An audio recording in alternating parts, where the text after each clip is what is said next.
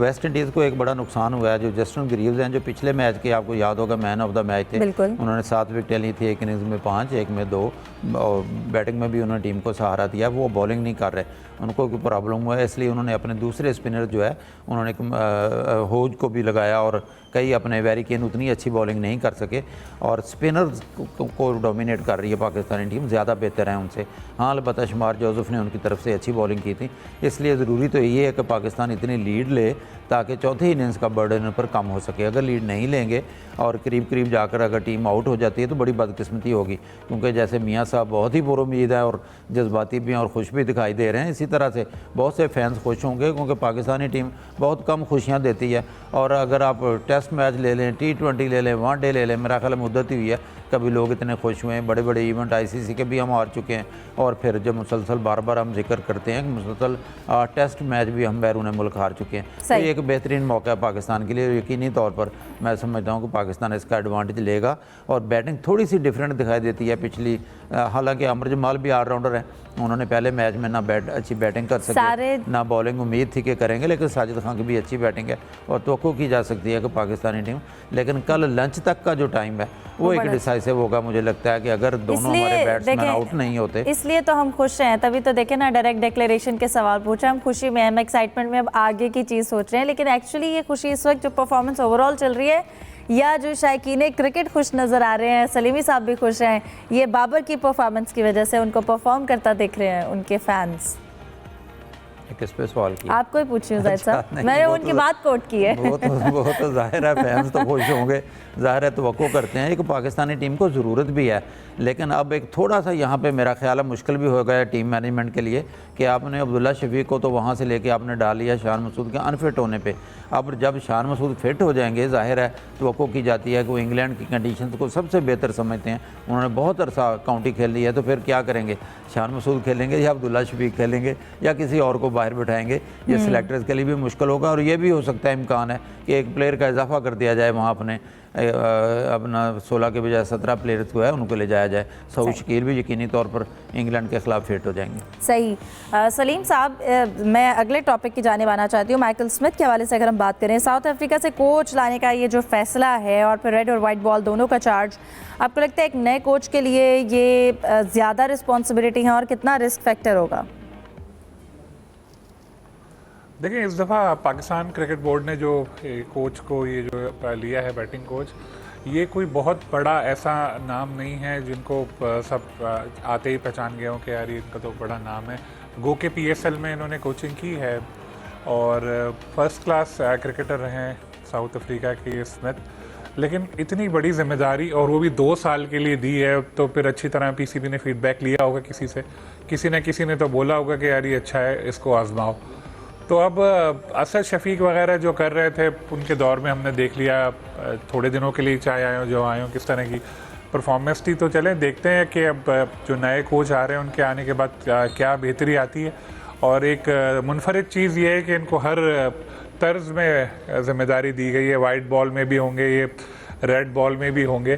तो too early to जज, क्योंकि अभी तो कोई मैच के दौर में हुआ ही नहीं, इंग्लैंड से वो आगाज़ करेंगे, तो देखते हैं कितनी बेहतरी नज़र आती है उनके दौर में, उनके आने के बाद। बाकी वो जो बात हो रही थी मियाँ साहब की, तो मियाँ साहब जब खुश होते हैं ना तो फिर कोई गड़बड़ी होती है। वैसे अल्लाह करे आज ऐसा ना हो। आखिरी बार जब ये खुश हुए थे, उन्होंने ड्राइविंग सीट पे पाकिस्तानी टीम को पहुंचाया था, वो ड्राइविंग सीट पाकिस्तानी टीम ने खुद ही टक्कर मार दी थी और मैच ही हार गए थे।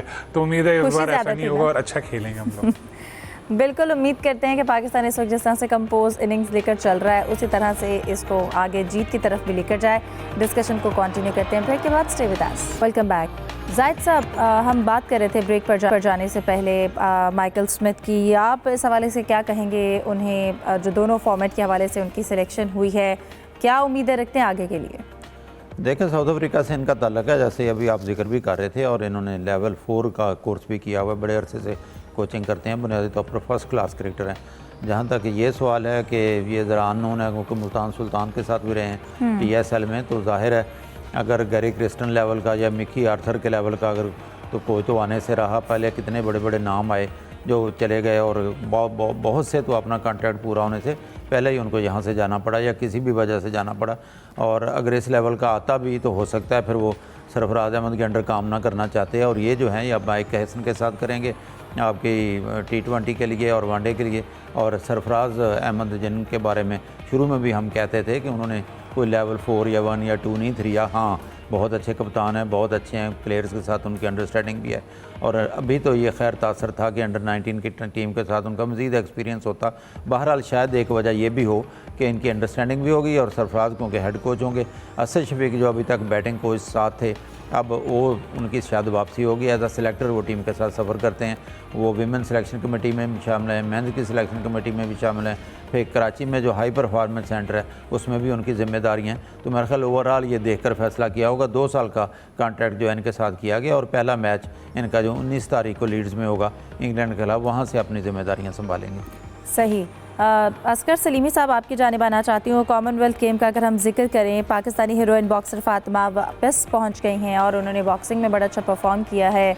सबसे पहले तो बताएगा पहुँचने पर उनका इस्तकबाल यकीनन एक बेहतरीन इस्तकबाल हुआ, लेकिन कॉमनवेल्थ गेम में पाकिस्तान ने सिर्फ एक जो है वो मेडल लिया, वो भी फातिमा ज़हरा ने। अदरवाइज़ अगर हम दीगर मुल्कों की बात करें, अपने पड़ोसी मुल्क इंडिया की बात करें जिसने गालिबन 17 मेडल्स हासिल किए हैं, तो हम इस रेस में बहुत पीछे रह गए हैं। इसकी क्या वजह है? जी, सबसे पहले तो मैं समझता हूँ कि मुबारकबाद है फातिमा ज़हरा को कि उन्होंने पाकिस्तान के लिए एक कम से कम चलो एक मेडल तो जीत लिया। दूसरा जो आपको पता है कि 2 मेडल की बहुत बड़ी उम्मीद थी। वो एक तो अपना अरशद नदीम थे जेवलिन थ्रो में और दूसरा शाह हुसैन जूडो में, लेकिन वो भी बुरी तरह नाकाम रहे हैं। और आपको पता है कि जो फाइनल मुकाबला हुआ था उसमें अरशद नदीम 9वें नंबर पे रहे थे और उसके बाद जो जूडो में शाह हुसैन वो पहले ही राउंड में बाहर हो गए थे। तो मैं समझता हूँ कि दुनिया जो है वो बिल्कुल आगे जाती है, हम पीछे जा रहे हैं। जो 2022 में कॉमनवेल्थ गेम्स हुई थी उसमें हमने 2 गोल्ड मेडल समेत 7 मेडल्स लिए थे। और मैं आपको ये भी बता दूं 1962 में हमारे पास 8 गोल्ड मेडल थे। अभी हाँ आपने हमसाया मुल्क भारत की बात की है, उन्होंने 13 गोल्ड मेडल समेत 39 मेडल लिए हैं। और 2010 में जो कॉमनवेल्थ गेम्स हुई थी दिल्ली में उसमें उसने सैकड़ा मारा था, यानी 100 से ज़्यादा उनके जो मेडल हैं। और हमारे कॉमनवेल्थ गेम्स में जो मजमूई तादाद है वो सिर्फ 27 है। अब आप ये देख लें कि हमारी हुकूमत जो है ना उनकी प्रायोरिटी क्या है और वो क्या करना चाह रही है। लेकिन मैं समझता हूँ जिस तरीके से फातिमा ज़हरा ने पाकिस्तान का नाम रोशन किया, एक खातून होने के नाते उन्होंने बेहतरीन परफॉर्मेंस दिखाई और मज़ीद भी आगे जा सकती थी, लेकिन सेमीफाइनल मुकाबले में कनाडा की जो बॉक्सर थी उनके हाथों उनको शिकस्त का सामना करना पड़ा था।